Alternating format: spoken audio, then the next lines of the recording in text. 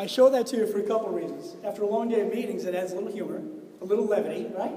But also, when people aren't sure what to do? They follow the herd. I don't know what to do, right?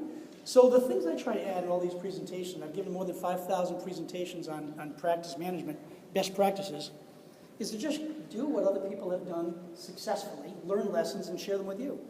So then it's up to you to make the difference and try to get a little bit better. Now, you're already excellent, or you wouldn't be here. But what does it take to get one stroke better? Who watched the Canadian Open yesterday? Okay, so here are the results. I have to put my glasses on. Jim Furyk was second place. Tim Clark won $1,026,000. Jim Furyk was one stroke behind him and won $615,000. One stroke after 4 days. How much better was Tim Clark on average? Quick math, I know. Quarter of a stroke. Third place, and this, I'll stop here, don't worry, I'm not going to run through the entire roster. Third place, $387,000 to Justin Hicks. He was 4 strokes behind the winner. 4 strokes as an average of 1 stroke per day. And he won $300,000 versus $1 million.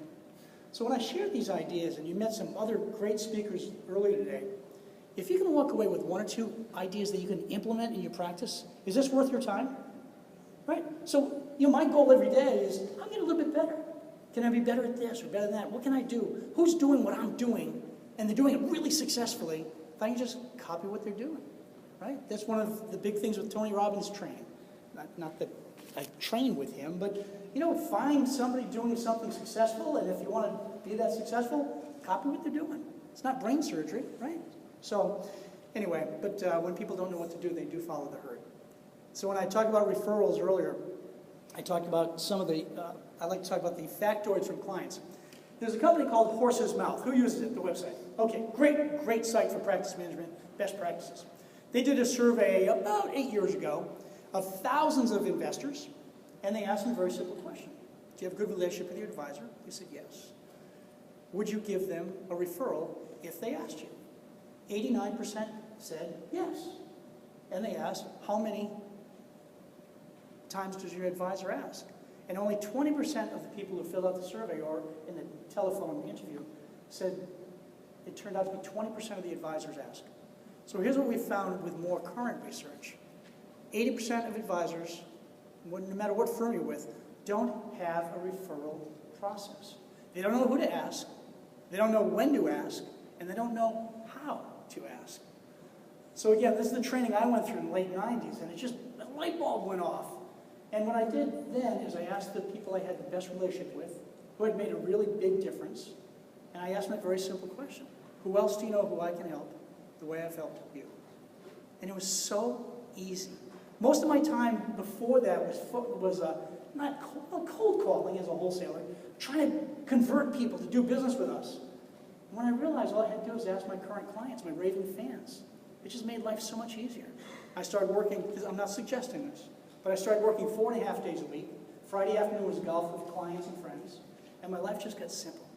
All right, so learn how to ask for referrals. If you want more information on it, we can get it to you. But have a script, and just rehearse that script, and just get comfortable with it, and you'll find that it's just a lot easier. But then, as I mentioned earlier, don't just get a name. Have somebody give you a warm introduction. Oh, I skipped a slide. Bear with me for a second. Zoomed right by this. A couple of books I want you to jot down, especially because of the 7 life priorities. Your Clients for Life by Mitch Anthony. Fantastic book. If you're wondering what to ask your clients and when to ask your clients and how to dig deeper, this is fantastic. Your Clients for Life. Story Selling for Financial Advisors. Who's seen it? Oh, this has been out for about 12 years. It's a thick book, but it's fantastic. It's how to sell stories to present your concepts, because people remember stories, right? Will you remember the airplane story that I shared with you? The frightening flight, right? The 3 things you remember were leadership, confidence, and direction, right? So, fantastic book. The New Retirement Mentality is also by Mitch Anthony. Just, you get it on Amazon, you'll have it in 2 days. Just great books to read. And finally, Best Practices for Advisors. That's going to be a freebie. I'm revising my book from 2005, and you're welcome to have that when the time comes. I'll let Andrew know that.